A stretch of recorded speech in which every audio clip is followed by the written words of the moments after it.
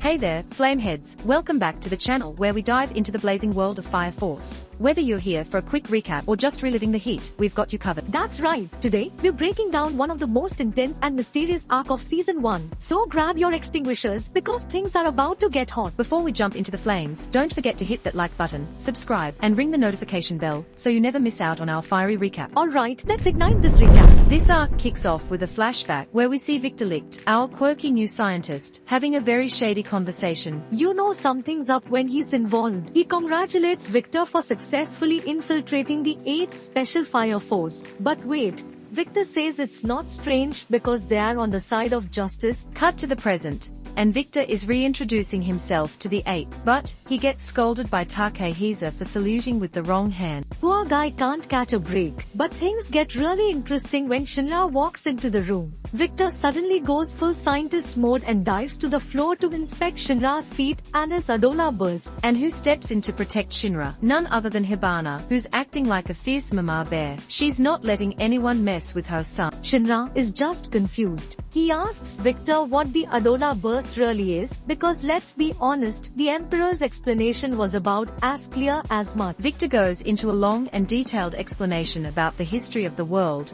the flames that created their country, and how Tokyo is the only safe place left. Everywhere else, destroyed by flame. Victor drops the bombshell. The science community calls the Adola burst the flames of destruction. Cue Shinra's flashback to Arrow's warning that his flames will destroy humanity. Talk about a heavy burden. Meanwhile, back at the 8th, Akataru picks up Victor's resume and Hibana questions why he wanted to join. Victor claims he just wanted a change of pace from working at Hijima. Captain isn't buying it either. But hey, the 8th has bigger problems, like recruiting Vulcan, the genius inventor who keeps turning them down. So, what's the plan? Send Shinra, Arthur, and Iris to Vulcan's workshop, disguised as civilian, because nothing says covert mission like 2 fire soldiers and a nun walking into a junkyard. Hibana calls it nonsense, but Captain is determined. He says the 8th has to do whatever it takes to change the country. And honestly, we stand a Captain with a vision. Cut to the trio arriving at Vulcan's workshop, which looks like something out of a post-apocalyptic movie. They call out to Vulcan, but instead of a warm welcome, they get pelted with soda cans. Vulcan's not making this easy, but just when things seem hopeless, familiar face shows up. The young boy Shinra saved from Setsuo Miyamoto way back in the streets of Tokyo. Shinra asks Yu who the boy is, and Yu reminds him of the time Shinra saved him from a flame human. Yu shouts to his master, and out walks Vulcan, tattooed, masked, and wildly cranky. He demands you call him Vulcan or Little Shit. Guess what Shinra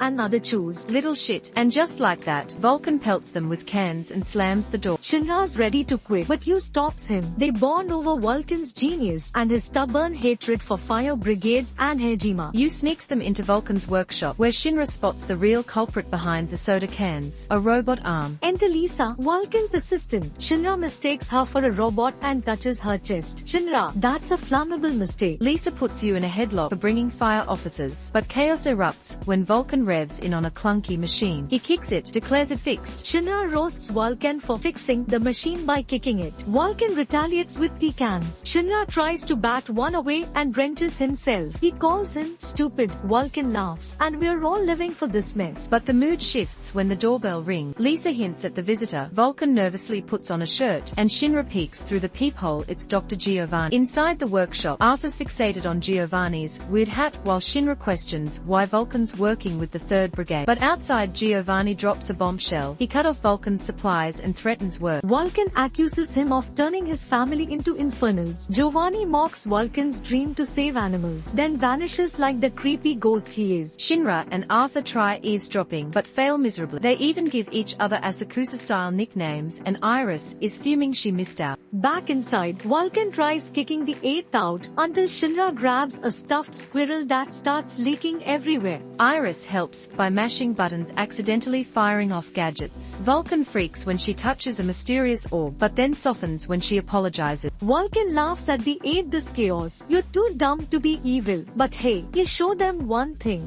Vulcan activates the orb, projecting holograms of extinct animals in the fog. Arthur's amazed, Iris cries, and Shinra finally gets why Obi wanted Vulcan. Vulcan explains his dream, a clean energy source to heal the world, heal the fields. Shinra smiles. This idealist is is exactly what the 8th needs. The Netherworld arc begins, as the 8th sets foot into the Nether realm once ravaged by the Great Global Flame disaster, and now home to the notorious White Hood. I can almost feel the tension and the chill in the air. It's like stepping into a nightmare where every corner hides danger. Akitaru explains the dire risks, stressing that no one should ever willingly go there, yet they are driven by the promise of retrieving Sho. And as they walk toward that giant, foliage-covered door, the atmosphere is electrifying with suspense. It's a make or break moment. In one corner, we have Maki, a fierce, second-generation fire soldier, ready to prove her might against Flail and his gang of White Hood grunts. Oh, the tension. Maki pulls out her iron owls, and you can feel every pulse of the battle as she effortlessly deflects fiery attacks. Flail underestimates her because of her gender, and soon finds himself overwhelmed as she lands precise, powerful strikes. Yes, her mechanical iron owls become a blur of motion, blocking incoming fire and launching counterattacks that leave the White Hoods reeling. Next up, Tamaki faces off against Assault, a fighter who brings the full weight of his blazing arsenal to the field. Tamaki's determination shines as she recalls Shinra's promise, and her fierce spirit is absolutely inspiring. Assault fires his crimson bullet, sending Tamaki soaring through the air with an onslaught of rockets trailing behind. Despite the brutal barrage, Tamaki's quick wit and agility turn the tables. She distracts him in a most unexpected, even awkward, but effective way. While chaos reigns, a long-range showdown unfolds between Hinawa and Arrow, a duel of sharpshooters whose every move could mean life or death. The suspense here is killing me. Each explosive shot and counter is a masterclass in precision and grit. Hinawa, with his weathered experience, faces Arrow's relentless barrage, each bullet an arrow lighting up the dark nether corridor. And when our lieutenant activates his hidden emblem, his final, devastating shot sends Arrow's attack scattering. It's an explosive, edge-of-your-seat moment. In another corner, Arthur confronts Mirage, who uses deceptive illusions to try and outsmart the Night Samurai. Our knight's calm demeanor belies the storm inside him as he faces attack after attack, sensing life even through the deceptive mist. Using his training, Arthur stands his ground, letting illusions pass through him until he finds the perfect opening. And when he strikes, his sword swings with such precision that it cleaves through the illusions, proving once again that true strength lies within. The battle takes a darker turn when Vulcan and Akitaru are drawn into a confrontation with the manipulative Giovanni and the tormented Lisa. The tension here is palpable. Lisa's internal struggle, mixed with Giovanni's sinister manipulations, creates a scenario that's as tragic as it is intense. Vulcan, driven by his desire to protect Lisa, finds himself torn between loyalty and duty as Giovanni's words sow discord. It's heartbreaking and electrifying at the same time when Giovanni's plan escalates and Captain Obi is forced into a gut-wrenching decision. The stakes couldn't be any higher. The emotional climax of the arc arrives with the explosive clash between Shinra and his long-lost brother, Sho. Their battle isn't just physical, it's the collision of past memories and future destiny. Shinra's desperation to connect and fight against his own blood is so raw, it's almost unbearable. Every punch, every flash of flame speaks volumes. Despite being pushed to his limits, Shinra taps into a new realm of power, using the mysterious Adola burst to move with lightning speed. The duel is both beautiful and tragic. When Shinra finally lands a hit, it's as if time itself freezes. This is a battle where hearts break and legacies are forged. And there you have it, Firefos Vulcan's Workshop arc,